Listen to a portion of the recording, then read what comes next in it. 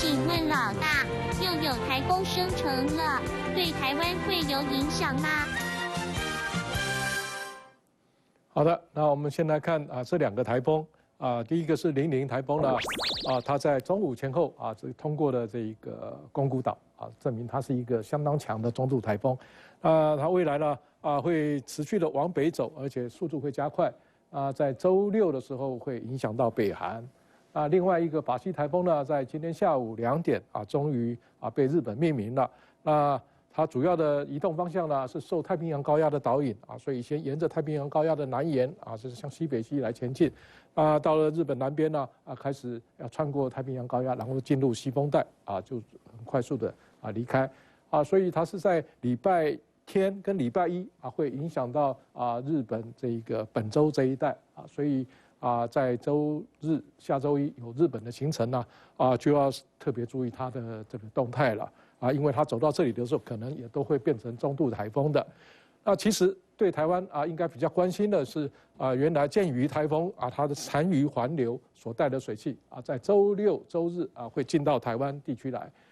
可能会带来一些比较剧烈的天气尤其在中部、南部要特别注意它的这个最新资料。那我们来看一下今天呢卫星云图上面显示出来的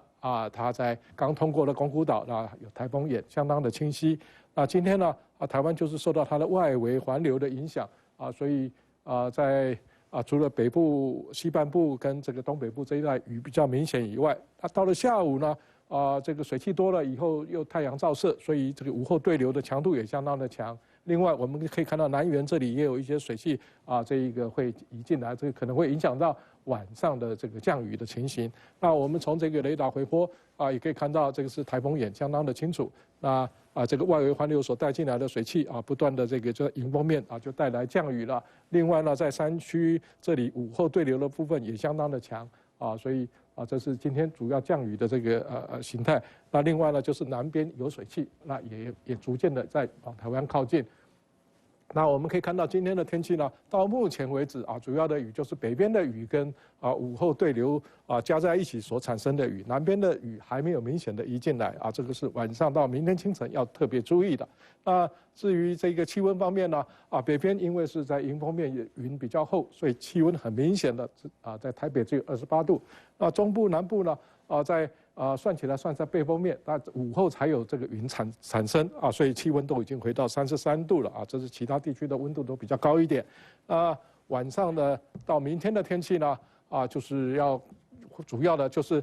外围环流的雨会继续，然后还有就南部的南边的云层上来这两个机制会造成在今天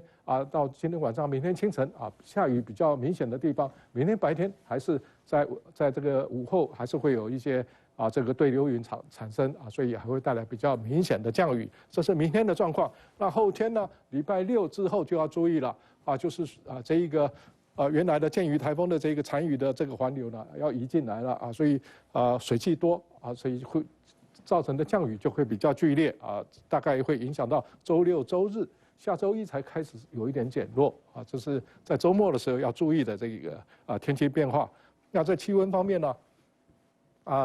就是现在这个台风的这个外围环流的主要机制呢是到明天清晨所以白天以后可能就比较容易透光所以气温就会上升这是台北就会回升到33度左右，然后一直到礼拜1、礼拜2就会回升到34、35度，又会回到比较热的一个